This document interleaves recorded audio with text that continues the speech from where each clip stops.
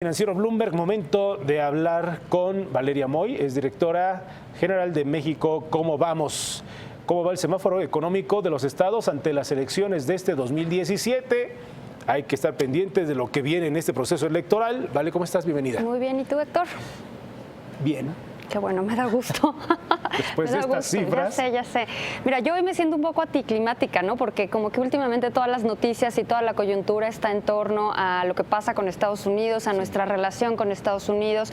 Y entiendo, ¿no? Son momentos noticiosos, pero quisiera regresar un poquito el foco a lo que va a pasar en México este año. Y este año tendremos elecciones en 3 estados, ya sé, todos los estados son importantes, pero en particular tendremos la elección del Estado de México, que por su tamaño en la economía nacional, para nosotros en México, como vamos, resulta de particular relevancia. Entonces tendremos elecciones este año en Nayarit, en Coahuila y en el Estado de México. Por no mencionar, que eso lo dejaré para otra vez que venga, para hablar de las elecciones que se viven en Veracruz, porque otra vez tenemos elecciones en Veracruz. Este año es de todos los municipios. Entonces el año pasado gobernador, este año municipios y el año que entra otra vez gobernadores. Correcto. Entonces, pues hablemos si quieres de estos 3 estados y su situación económica. Por el Estado de México. Mira, el Estado de México, en términos de crecimiento económico, ha crecido por debajo de lo que ha crecido el país en su conjunto. El país en su conjunto ha crecido 2.6 promedio en los últimos 5 años. El Estado de México ha crecido por debajo de ese crecimiento nacional. ¿Por qué es lo relevante que el Estado de México crezca? Porque el Estado de México representa el 9% de la producción nacional. Es decir, de todos los estados de la República, solo es después de la Ciudad de México, el Estado de México es el segundo estado más importante en términos de tamaño económico. De ahí la importancia de que el Estado de México crezca y crezca de forma rápida, de forma sostenida y a tasas altas. Sí. Y no lo ha venido haciendo. Entonces es importante hablar de crecimiento económico en el Estado de México. Ahora podemos hablar también de pobreza, la pobreza laboral como la definimos nosotros. En el Estado de México el 37.3, para ser precisos, de la población está en pobreza laboral, ¿no? Pobreza laboral quiere decir que con el ingreso, el valor de su ingreso proveniente de su trabajo no le alcanza para comprar la canasta alimentaria básica que determina el Coneval, ¿no?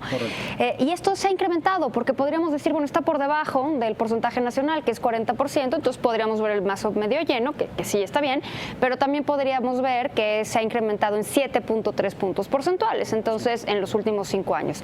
Si vemos productividad, pues mira, la productividad del Estado de México es de las más bajas a nivel nacional, ¿no? Es la 6ª productividad más baja a nivel nacional.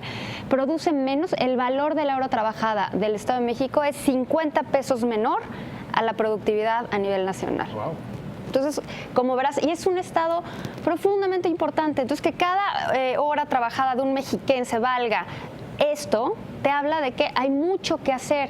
Es decir, todas estas variables están relacionadas. No podemos hablar solo de crecimiento económico si no hablamos de que hay que mejorar la productividad. Correcto. Y evidentemente mejorar la productividad va a ser uno de los enormes retos para quien sea que llegue a gobernar el Estado de México. A eso iba. Depende de la labor de un hombre, en este caso del gobernador y su equipo, del entorno nacional, del entorno económico internacional.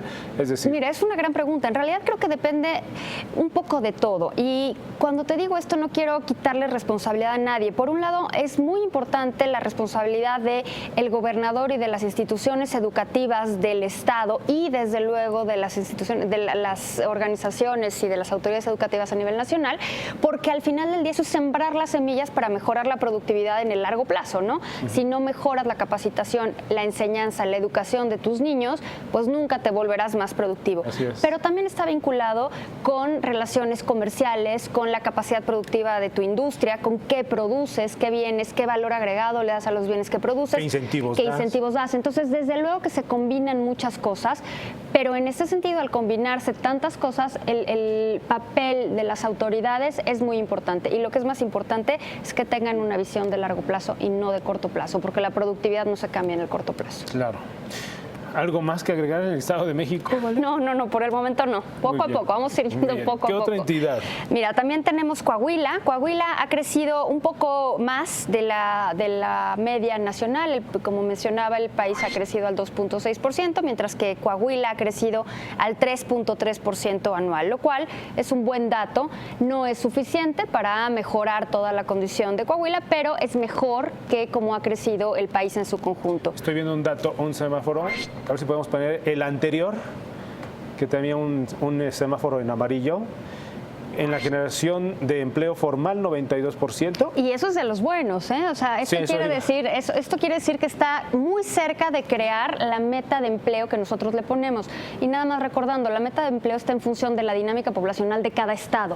Entonces, Coahuila, en este sentido, ha creado, esto es lo que creció con los últimos datos, ha creado el 92% de los empleos que necesita. Y eso es un buen dato. La informalidad laboral, que pues si no es no es aprobatoria, tampoco es tan alta de 36.2. Pero lo puedes comparar y entonces es el tema que te digo, vaso medio lleno, vaso medio vacío. 36% podríamos decir, oye, es un montón, sí, pero a nivel nacional es 52%. Claro. Entonces, todo depende de con quién te compares. Entonces, en ese sentido, Coahuila va bien, crecimiento 3.3, generación de empleo formal 92. Luego tenemos la pobreza. La pobreza es de los estados que tienen menor porcentaje de pobreza como porcentaje de su población. El 27% de su población, y aquí podría decir únicamente el 27% de su población se encuentra en pobreza, y su nivel de productividad es mayor al nacional. Es decir, Coahuila está mejor rankeado que otros estados, ¿no? Ha hecho bien algunas cosas en términos de materia económica, y el reto del gobernador que siga pues será no solo continuar, sino impulsar esto. Además, no podemos olvidar la ubicación geográfica de Coahuila, ¿no? Coahuila en particular pues tiene más riesgos si hablamos de amenazas al libre comercio, porque gran parte de la producción de Coahuila pues se debe a manufactura, si no es que los salarios son un poquito mejor. Claro, los salarios son mejor. Siempre hablamos de los salarios bajos y que los salarios del sector manufacturero son bajos. Sí, pero cuando vemos todos los empleos del país, los empleos que están vinculados con el libre comercio, es decir, con las cadenas productivas hacia el norte del país, hacia Estados Unidos y Canadá, son los mejores pagados. Entonces, podrá parecernos poco, pero en términos generales no es una mala comparativa. ¿Con qué quieres terminar? Luego tenemos Nayarit. Nayarit, vamos a hablar rápido de Nayarit. Nayarit tiene una tasa de crecimiento de 3.2% anual, mejor que el promedio nacional, pero aquí un tema importante. Lo que vemos en Nayarit es una enorme varianza. De repente crece al 10% y de repente decrece, luego vuelve a crecer al 9% y vuelve a decrecer. Eso no es sano para ninguna economía, no es como si estuviera viendo ahí un electrocardiograma con taquicardia, ¿no? Normalmente lo que nosotros buscamos es que los estados crezcan de forma sostenida. ¿Por qué es importante lo de sostenido? Porque lo sostenido le da certidumbre, le da certeza a los inversionistas, y en ese sentido se generan olas y espirales de inversión. Entonces, esta variabilidad enorme que ha tenido Nayarit no es deseable. Bien, pues ahí está el panorama apretado de estas entidades en donde habrá contrataciones en este año, ¿no? Contrataciones me refiero... Tú le dices contrataciones. Yo le digo contrataciones a los del gobernador, o a los gobernadores, ¿verdad?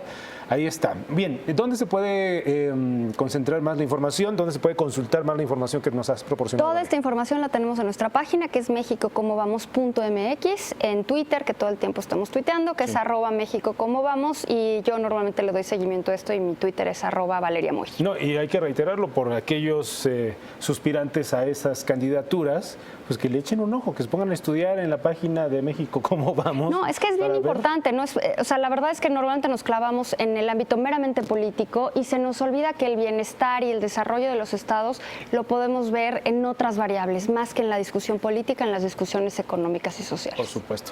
Muy bien, Vale, muchas gracias como siempre. Gracias a ti.